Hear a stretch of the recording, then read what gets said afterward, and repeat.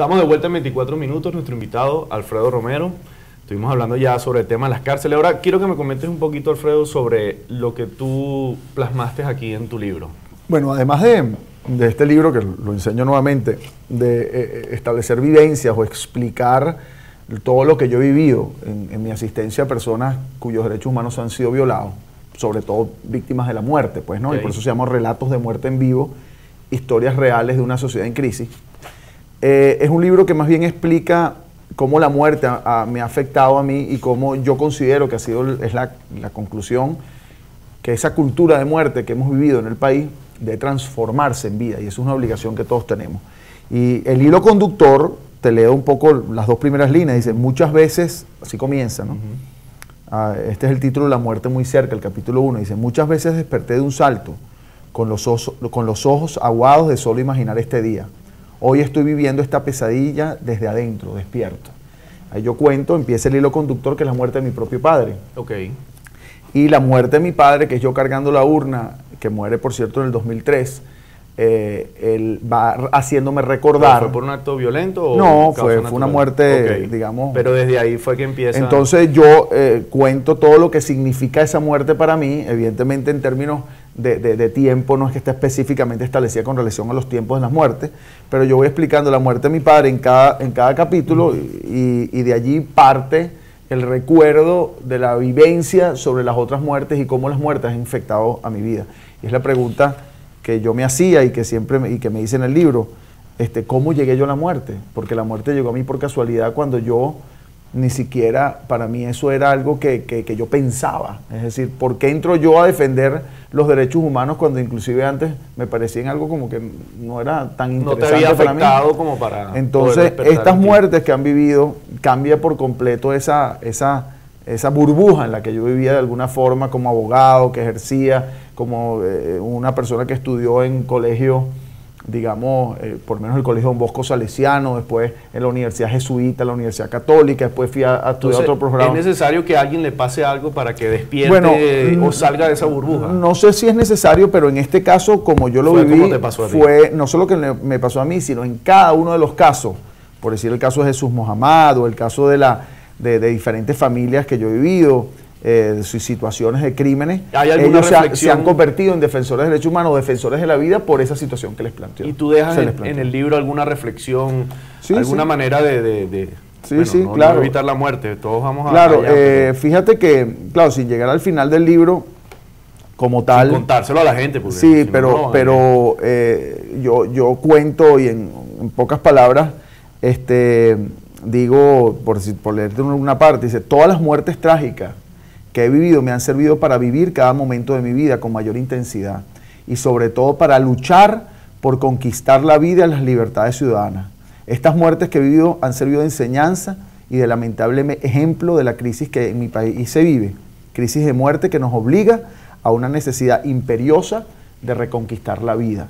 Y esa es básicamente, por decirlo, la conclusión de todas estas historias. Todos los venezolanos debemos hacernos responsables por este esquema de cultura de muerte que hemos vivido. Cuando nosotros vemos que se matan en unas cárceles, cuando nosotros vemos que hay 53 personas que asesinan diariamente en Venezuela, aquí evidentemente hay que establecer responsabilidades, llámese el gobierno, llámese los gobiernos locales, estadales, municipales, por las muertes, pero también nosotros como venezolanos nos debemos hacer esa pregunta. Ahí es donde ¿qué estamos haciendo? Y vamos ahorita como conclusión, ¿qué tiene que hacer el ciudadano como tal? Yo creo que cuando tú eres venezolano... ¿Qué debo hacer yo? Yo creo que cuando uno es venezolano y uno está viviendo esto, uno tiene que pensar y hacerse parte de esta situación.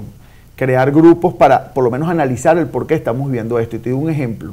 Hace poco me invitaron, hace unos meses, al Rotary en Maracay, y me pidieron: Alfredo, quiero que hables de la paz mundial. Entonces yo fui, bueno, la paz mundial, ¿no? Y bueno, la paz mundial... Como las mises. Entonces yo hice... interesante el grupo, porque era muy agradecido de ellos, y eso es lo que ellos hacen todos los años. Entonces yo fui y empecé a hablar de estos relatos. Entre ellos, bueno, una familia que asesinaron en Cagua, en Aragua. Entonces cuento cómo entra la policía, cómo lo asesinó y cómo lo torturaron, y cómo apareció después en el hospital, bueno, una situación grotesca, y la madre llora y decía, bueno, yo hubiera dado mi vida por ese hijo mío, y todos estos cuentos que están acá, entonces cuento otras cosas, por ejemplo, en mi reunión con Bill Gates, hablando de la parte internacional, yo logro hablar con él 5 minutos y entonces trato de hablar de mi vida, ¿no? Y decirle, mira, yo soy Alfredo Romero, hago tal cosa. Y lo primero que él me dice, cónchale, ¿sabes qué me impresiona? Me dice, el índice de muerte en Venezuela. Eso me lo dijo Bill Gates a mí. Cuando ese señor me dice, y yo cuento estas historias y termino, bueno, pido disculpas porque no les he hablado de la paz mundial. Pero ¿cómo podemos hablar de la paz mundial cuando, cuando en nuestro país el señor Bill Gates, que es representante del mundo, nos pregunta sobre el índice de asesinatos en nuestro país? Entonces ahí es donde yo digo, tenemos que asumir, cada uno de nosotros, en el área que estamos, esta situación.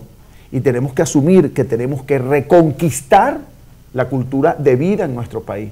Y eso lo tenemos que hacer aquí, en tu programa, en tu trabajo. Tenemos que empezar a promover esa luz. Esa del venezolano. Es la misión. Si nosotros no promovemos esa luz, porque vivimos en oscuridad, Gustavo. Que yo me estaba preguntando, cuando nosotros hacemos este programa, nosotros queremos resaltar las buenas acciones de los venezolanos. Entonces yo veo que la gente, por otro ejemplo, la gente se organiza para el reciclaje, la gente se organiza para salvar el maltrato animal, los animales que están en la calle. Tú te organizas para crear el foro penal venezolano y denunciar. Bueno, no solo eso. ¿Por qué está saliendo que el venezolano tiene que organizarse para tratar de salvar el país? No es... O sea, lo que quiero decirte con esto es que está pasando hoy en día, que el venezolano se está organizando y eso es lo que debe prevalecer. O sea, que las personas se organicen, lo mismo que acabas de decir, para que uno haga que las cosas funcionen. Claro. No es solo atacar el problema de la seguridad de tu urbanización, que es importante. Que por ejemplo ahorita en Baruta hemos creado varios comités de seguridad a los efectos precisamente de establecer contacto con los vecinos y saber y de alguna manera colaborar con esa seguridad que se debe implantar por parte de la policía. Pero además de eso, que es un esquema reactivo, nosotros tenemos que trabajar en promover esa cultura de vida. Y nosotros tenemos que entender por qué se matan en los sectores populares.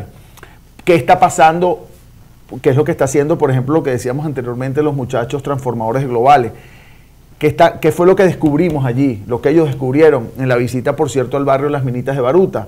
Bueno, vamos a ver cómo solventamos el problema de la violencia. Y cuando hablamos con cada uno de estos muchachos allá, el problema no era la violencia en sí, el problema es la oportunidad que esas personas que tienen ociosamente, viven en los barrios, qué oportunidad tienen para ellos convertirse en emprendedores, en trabajadores, en deportistas. La oportunidad no se las dan. Entonces, gente con excelente talento, músicos maravillosos que hay en los sectores populares, qué oportunidad tienen para ir a un programa de televisión o para grabar un disco.